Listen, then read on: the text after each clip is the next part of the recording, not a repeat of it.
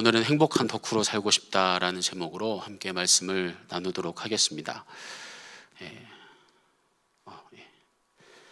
됐습니다. 이 노래 다들 아시죠? 이 BGM에 나오면 뭔가 선택을 해야 되는 거잖아요. 제가 지금부터 여기 화면에 어떤 사람의 인생극장 그 길을 보여드리도록 하겠습니다. 한번 감정이입을 좀 해보시고 여러분은 각각의 갈림길에서 어떤 결정을 내리실지 한번 눈으로 마음으로 따라와 보십시오. 첫 번째, 연세대학교 인문계열 입학, 감신대 입학. 여러분 몇 번? 마음으로만. 두 번째, 친구 아버지가 담임 목사인 대형교회 전도사, 월 10만 원 받는 개척교회 전도사. 몇 번? 눈으로, 마음으로. 1번, 스위스 WCC 본부 인턴십 기회. 2번, 유치부에서 청년부 다 담당하는 부목사. 한번 생각해 보시고요. 네 번째, 진급이 잘 안 되는 진급 잘 되는 서울 인근 부대 근무, 진급 안 되는 교도소 부대 근무. 마지막입니다. 교인 8명 교회 개척, 500명 교회 담임 목사. 자, 여러분 어떤 거를 좀 선택을 해보셨습니까? 눈치채셨겠지만 이 인생 극장은 제 인생 극장이고요. 저에게 중요한 선택 결정들이었고 저는 이런 식으로 선택했습니다. 선택의 결과가 어떻게 되었는지는 설교 말미에 말씀드려 보겠지만 누가 봐도 인생 망하는 길로 선택했죠. 저를 측은하게 바라보시면서 목사님 아니에요. 목사님 주님의 길을 잘 가셨군요. 이렇게 위로하시려는 눈빛이 보이시겠지만 만약 여러분의 자녀가 혹은 여러분의 가족이 저와 같은 길을 선택을 한다면 여러분은 과연 어떻게 반응을 하시겠습니까? 얘야, 정신 좀 차려라. 이런 얘기 들려주시지 않을까요? 저도 주변에 계신 많은 분들이 그런 얘기들을 많이 하셨습니다. 근데 뭐에 미쳐 있으면은 사실 그런 얘기가 귀에 잘 안 들어오죠. 특히 사랑에 빠지게 될 때 저 사람은 아니야. 아무리 봐도 저 사람은 너의 짝이 아니야 라고 얘기를 해도 그 사람과 아주 불같은 사랑을 하게 되는 많은 사람들을 만날 수가 있습니다. 그래서 어떤 일에 미쳐있는 그 사람을 일본어로는 오타쿠라고 하고요. 한국에서는 약간 변형이 되어서 좀 이쁜 언어로 덕후라고도 쓰입니다. 저는 교회를 다니기 시작하면서 교회 덕후, 예수님 덕후로 살았고 덕후를 넘어서 약간 사생팬처럼 인생 내팽개치고 제가 중요하다고 생각하는 가치, 목표를 추구하면서 살려고 노력하고 있습니다. 일반인들이 볼 때는 인생 망하는 길만 선택했는데 여러분 제가 지금 좀 불행해 보이시나요? 마스크를 좀 벗어야 얼굴이 보이니까 불행해 보이시나요? 한껏 미소를 짓고 있지 않습니까? 연기라고 생각하실 수도 있지만 진짜 즐겁고 행복하게 하루하루를 보내고 있습니다. 저 같은 사람을 성공한 덕후라고도 할 수 있고 그리고 덕업일치라고도 할 수 있죠. 덕후들은 뭘 해도 최선의 마음으로 임하거든요. 자기가 좋아하는 것을 하는데 어떻게 최선을 다하지 않을 수가 있겠습니까? 오늘 성경 본문에는 성공한 덕후 한 명이 또 등장을 하는데 교회 다니시는 분들에게도 조금은 낯선 이름 오베데돔이라는 인물의 이야기입니다. 함께 9절의 말씀을 다시 봉독해 볼까요? 그날 다윗은 이 일 때문에 주님이 무서워서 이래서야 내가 어떻게 주님의 궤를 내가 있는 곳으로 옮길 수 있겠는가 하였다. 오베데돔이 본격적으로 등장하기 전에 큰 사건 하나가 발생합니다. 이스라엘 민족에게는 아주 중요한 보물이 하나 있었는데 궤라고 번역된 저렇게 보이는 상자였습니다. 이 상자 안에는 모세가 시내산에서 받았다고 하는 십계명 돌판과 그리고 만나 항아리 그리고 쌍난 지팡이가 들어 있었습니다. 이스라엘 사람들은 이 세 가지 유물이 각각 다 소중했고 이 세 가지 유물이 함께 모여있는 저 상자, 궤라고 붙여져 있는 저 상자가 큰 능력이 있다고 믿었습니다. 그래서 군대가 행진할 때도 이 궤가 늘 앞장서고 있었고요. 중요한 전투가 있을 때에도 궤를 대동해서 전투를 치르기도 했습니다. 매우 중요한 궤였지만 너무 중요한 궤잖아요. 그런데 여차저차해서 좀 깁니다, 내용이. 여차저차해서 그 궤를 전쟁 중에 전쟁 상대였던 블레셋이라고 하는 나라의 이 궤를 빼앗기게 됩니다. 다윗은 왕위에 오른 후 가장 먼저 해야 할 일 중 하나로 이스라엘 사람들이 가장 소중하게 생각하고 있었던 그 궤를 원래의 자리였던 예루살렘으로 귀환시키는 일을 추진합니다. 그런데 그 궤를 옮기는 과정에서 우사라고 하는 사람이 사망합니다. 우사가 사망한 이유, 과정 해석 등은 또 시간 관계상 다 설명해 드리기 어려우니까 궁금하신 분들은 유튜브 설명 댓글란에 제가 링크를 하나 걸어 두었습니다. 그거를 찍고 가시면은 야, 이게 이런 뜻이 있었어? 라는 것들을 알 수 있는 유진 피터스 목사님의 저 다윗 현실의 뿌리 박은 영성 그 설교를 올려 두었습니다. 아무리 궤가 소중하다고 할지라도 그 궤를 옮기다가 사람이 죽었으니 얼마나 무섭겠습니까? 방금 읽은 9절에 다윗의 두려운 마음이 잘 나타나 있습니다. 무서우니 어떻게 하나요?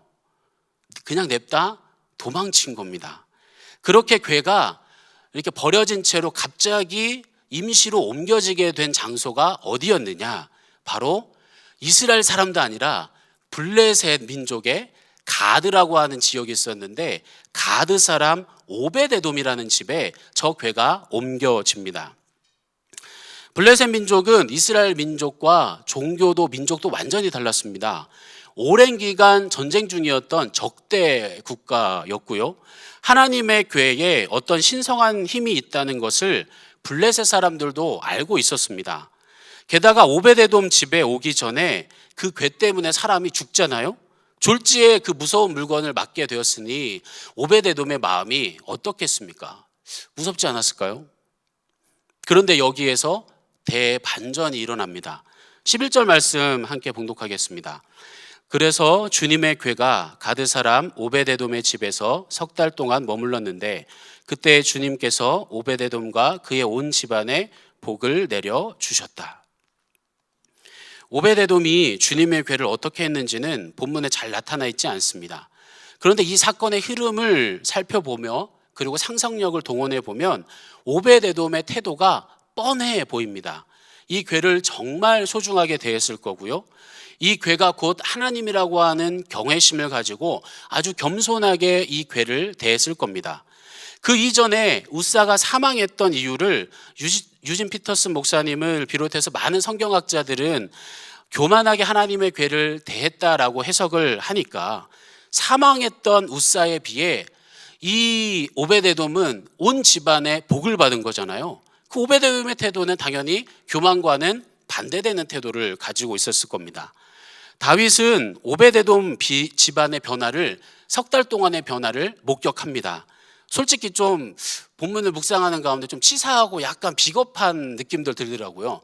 가장 권력이 있는 그 다윗은 뒤에 빠져가지고 이제 이방 민족인 오베데돔을 약간 실험체로 이용한 거 아니겠습니까? 본인이 예루살렘으로 옮겨가기 무서워서 이방인인 오베데돔 집에 그 궤를 임시로 맡기고 어떻게 되나 살펴본 거거든요.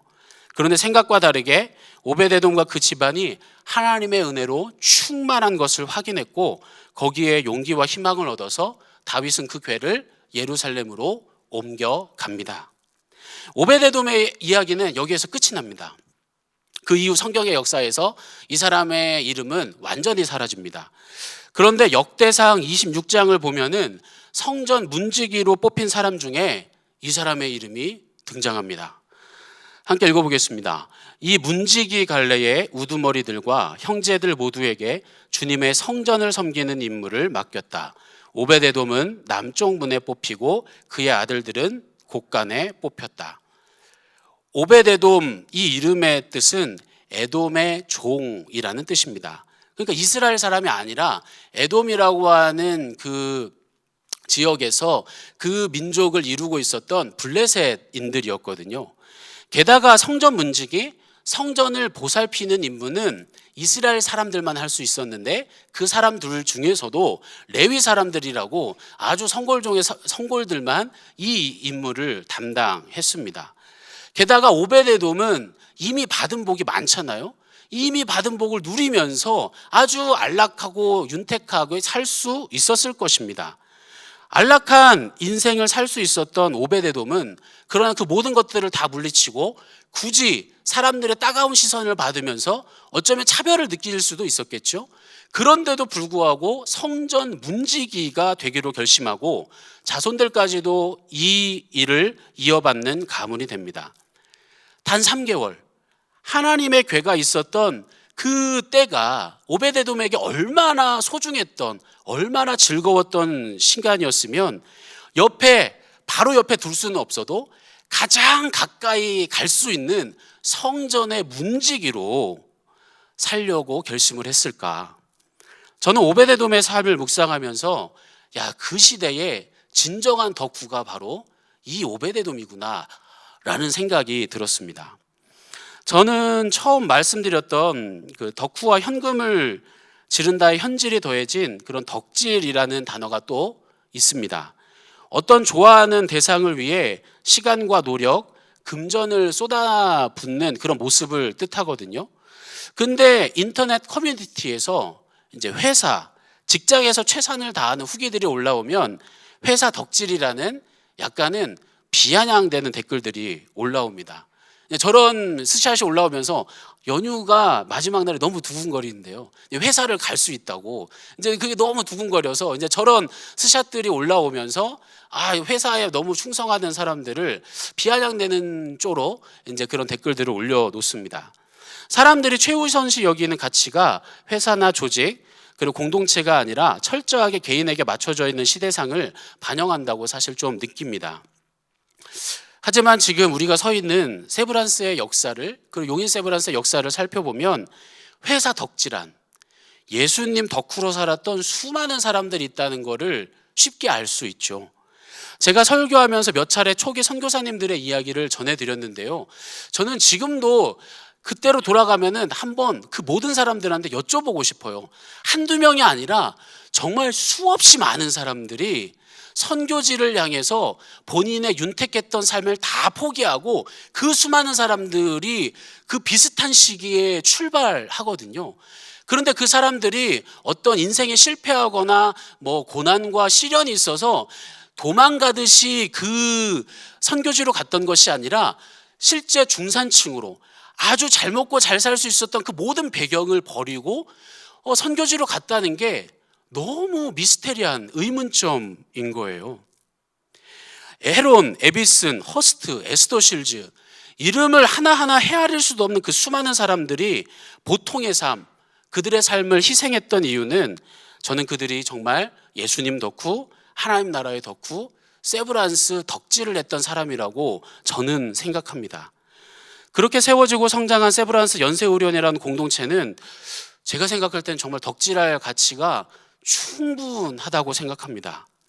게다가 지금도 하루에도 수많은 사람들의 생명을 살리고 치유하는 이 세상 어떤 직업 공동체보다 고귀하고 가치 있는 일에 함께 참여하고 있습니다.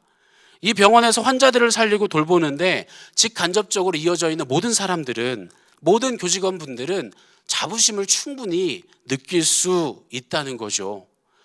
게다가 이 자리에 이제 관리자분들이 좀 많이 앉아 계시잖아요. 이 자리에는 사실 용인 세브란스 병원, 그냥 세브란스 역사 말고요, 용인 세브란스 병원 덕후들, 덕질 하신 분들이 많이 앉아 계십니다.